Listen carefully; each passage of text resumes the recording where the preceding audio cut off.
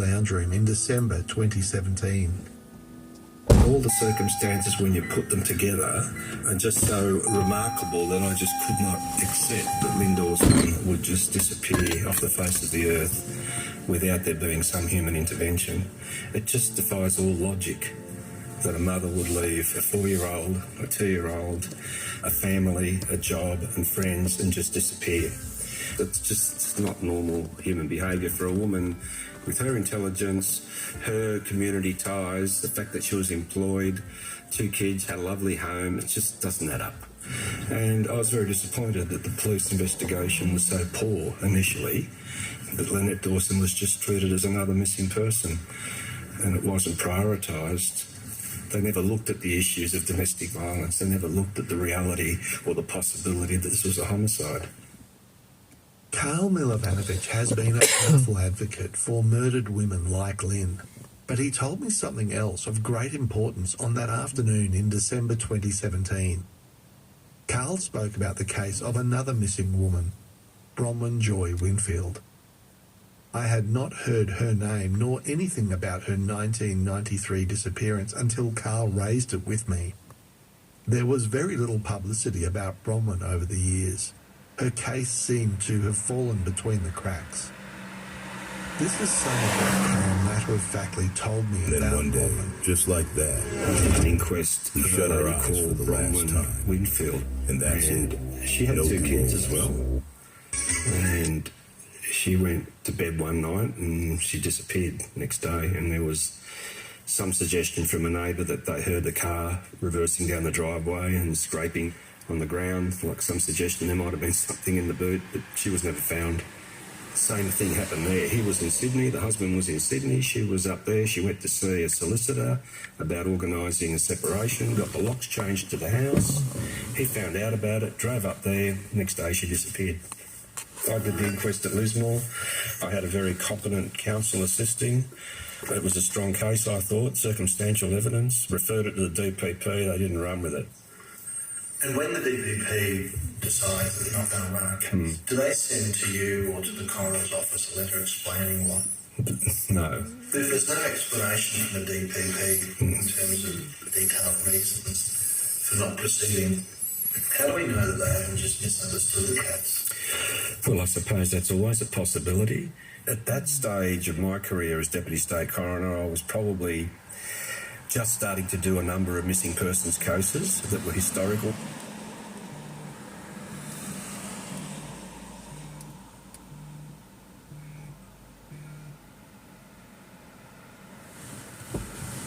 Missing persons cases that were historical ones, and it wasn't long after the inquest into Lynette Dawson's disappearance, Bronwyn Winfield and a number of others, that I was getting very concerned about historical missing person cases where clearly it was evident that they were probably homicides, and the attitude that the police had to the investigation of them. I think there was a systemic problem.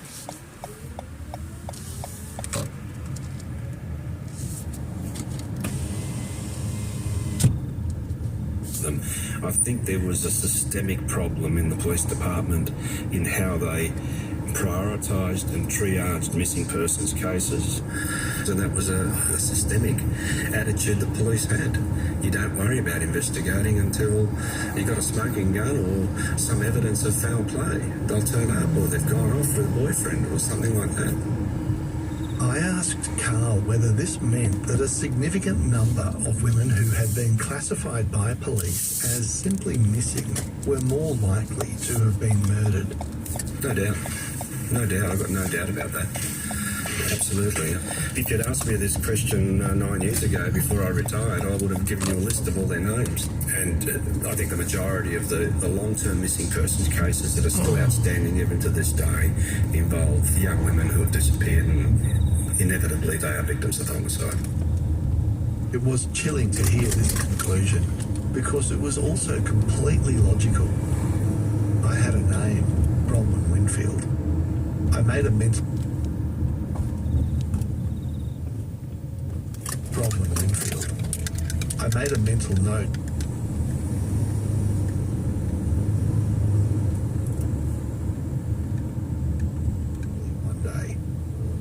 opened a folder to collect information about this other missing woman.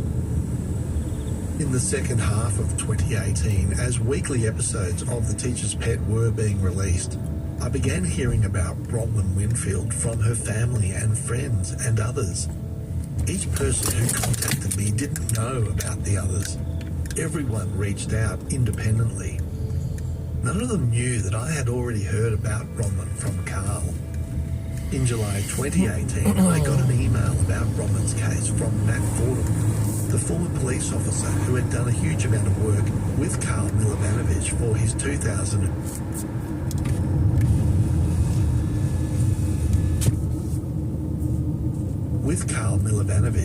2002 inquest. The same Matt Fordham who had handled Lynn's case for Carl in 2003. Matt sent me his formal written submissions which had been presented at Bronwyn's inquest. These were a matter of public record, however, they were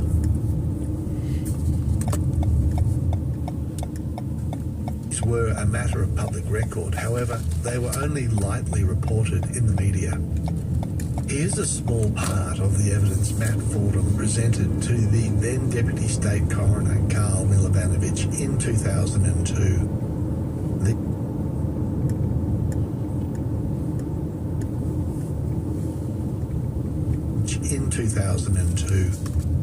These are his words. It's not his voice. Bronwyn had expressed concern to her friend Alan Fisher about what would occur when Jonathan Winfield returned to Lennox from Sydney.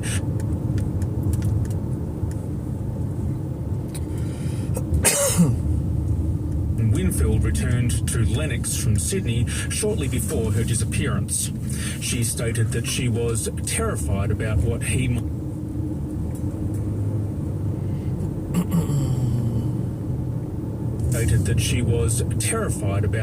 might do.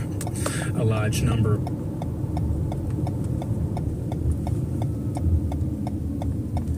being a devoted mother who would not have left her kids. There is absolutely no evidence that anyone other than Jonathan Winfield had any motivation or opportunity to kill Bronwyn. In August 2018, a woman called Deborah Hall reached out. She was Bronwyn's neighbour and friend at Sandstone Crescent, Lennox Head, for several years until May 16, 1993. In her email, she wrote, I have watched and listened with great interest to the podcast and the recent media reports on Lynn Dawson. I really felt compelled to write to you and inform you of another missing person case that I was very heavily involved in back in the early 1990s, of my neighbour and good friend, Mrs. Bronwyn Winfield of Sandstone Crescent, Lennox Head. This case was also investigated by police in a minor way in the initial days of her disappearing. She explained what Carl had disclosed some months earlier, that his coronial inquiry had found that Bronwyn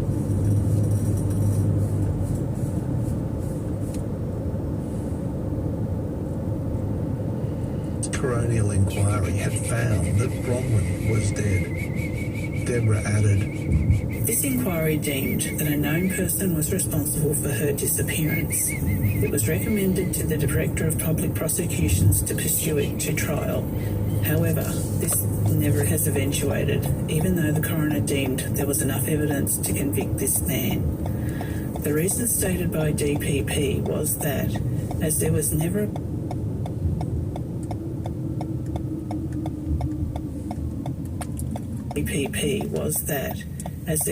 a body found, they were not prepared to waste taxpayers' dollars for a non-conviction. This man, John Winfield, continues, as does Chris Dawson,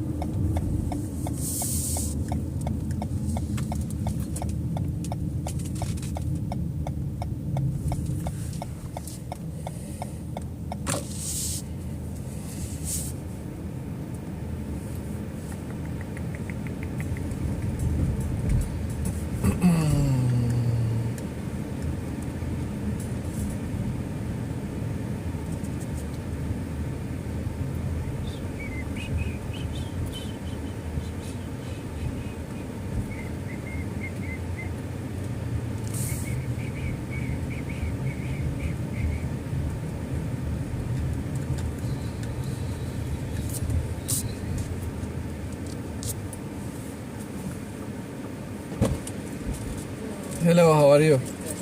Good, thank you. Yeah, no worries. Hey. You need more power.